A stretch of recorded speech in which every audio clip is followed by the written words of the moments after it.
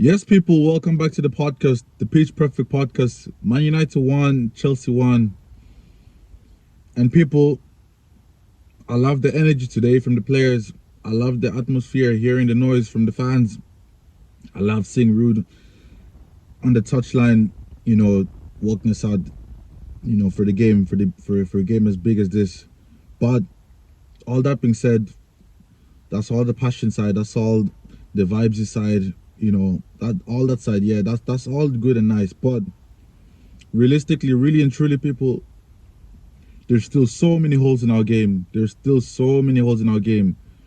Our game still lacks a lot of quality, still lacks a lot of end products, still lacks a lot of cutting edge, still lacks a lot of philosophy, a lot of ideas.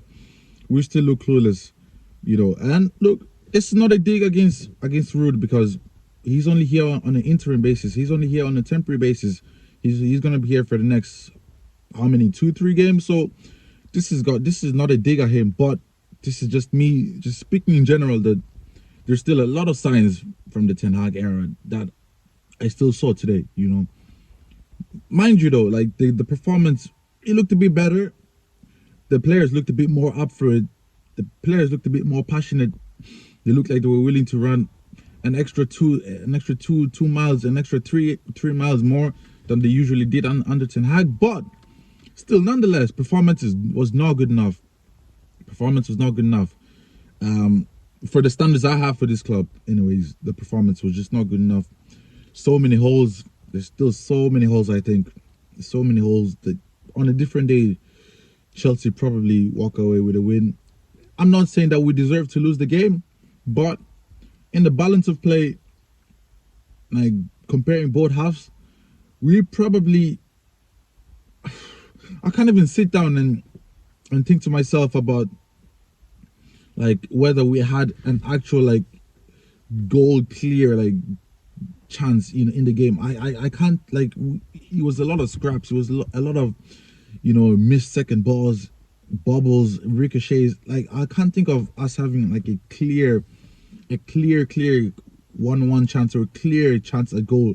That we are fuming that our players, one of our players did not score. You know what I mean? We had decent chances. Don't get me wrong, but I won't sit down and say that any of them were like 100% certain goal. So in the first half, I love the energy that we started with. I love the players just went out.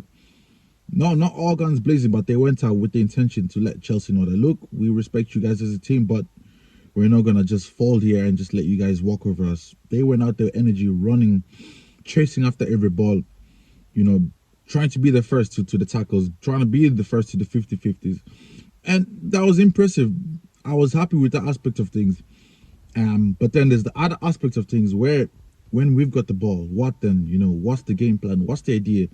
What's the plan to break through the Chelsea defense? What's the plan to get the goals? What's the plan to create the chances? And unfortunately, we just look clueless again and again and again. We just look clueless, unfortunately. You know, the late Martinez, Onana, just hoofing it, pinging long balls with hoping that it can stick on the feet of Hoyland, and then Hoyland can lay it off to Bruno, and then we can do something from there. Just long ball after long ball after long ball after long ball. When we tried to play it, we looked very shaky. You had the instance there where Onana passed it just straight down the middle to Casemiro, and then before you know it, Chelsea recovered it, and we almost conceded. So when we tried playing it, we didn't look great. When we hoofed it, we didn't look great. So it was a really weird one. It was a very hard watch in that sense, because you asked yourself, where is the goal going to come from? Where are the big chances going to come from? Looking into the game, like a lot of our chances came from, like I said, the ricochets, or the little deflections off it, the little deflections off a Chelsea player onto our player. Those were how we made our chances. We made our chances like that. Nothing clear, nothing sweet, nothing smooth. It was just off, bobbly incidents, bobbly situations. But obviously, that look, football is football. You win whichever way, you score a goal whichever way. There's no right or wrong way to score a goal. But the fact of the matter is just that I'm saying that this is not consistent on a long-term basis. You know, like I said, this is not a criticism on Rude, because Rude is only here on an interim basis. He's just holding out the jobs. He's just holding out the current games that we have in the moment until Amorim is in the training ground managing. So this is no criticism on Rude. This is just me just speaking in general, just a general overview just of the situation, that I know people can get blinded sometimes when just because it's a different face, just because it's a sorry about that, just because it's a different face in charge. But that being said, like I said, people, that it's just not good enough. It's just not good enough. People, like I said, people can get a bit blinded because it's a different face in charge at the helm. People can tend to be like, you know what, oh yeah, we're seeing a bit more improvements, we're seeing a pattern of play and stuff like that. People start imagining things that are not there, things that are not there at all, just because it's a different face at the helm. But no, it's still the same bullshit. It's still the same old shit, the same old, no idea, the same old no cutting edge, the same old no end product, and obviously that as well, the players have to take credit for that as well. The players have to credit. The players have to take accountability for that as well. When you have guys like Bruno, Garnacho, Rashford, guys who are 8 times out of 10 brain dead when it comes to the critical situations, you can only do so much with those kind of players.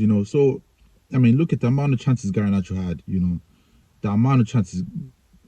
I mean, Garnacho, he probably should have walked out there with 2 goals. He had about 4 or 5 chances just himself, and he didn't do. It just wasn't good enough. He didn't deal with those situations good enough. The first chance he had with the left foot, make the keeper work a bit more. But you know what? It's the weak foot, so we allow it. And then what other chance? There was the couple more chances he had. The chance in the second half where Bruno cut it back to him. Just straight at the keeper, catching practice for Sanchez, and then the volley. The volley was a good shot. The volley, it's one of those ones that you're not too mad at him. But look, it's still a good chance though, nonetheless. But like I said, Garnacho himself, he probably should be walking away with a goal or 2. So he should be disappointed at himself. But yeah, no, it's still not good enough, people. Still not good enough.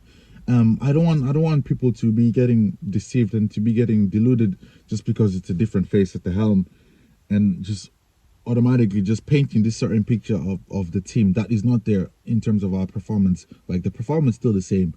Had Ten Hag still been in charge and we had produced that exact performance, people would have been calling for his head. So, I don't want to hear people coming out and making this performance seem to be something like that. That is not, So, look, like I said, this is not a criticism against Ruud. Ruud is only here on a short-term basis. But I'm only speaking like this on this overview just because I'm hoping that when Amorim comes in, that we get to see a bit of a change. Now, with that being said, people don't expect change to happen overnight just like that. Change is not going to happen overnight, because from here on until about after Christmas, Amorim probably won't even get a chance to be able to train with the team.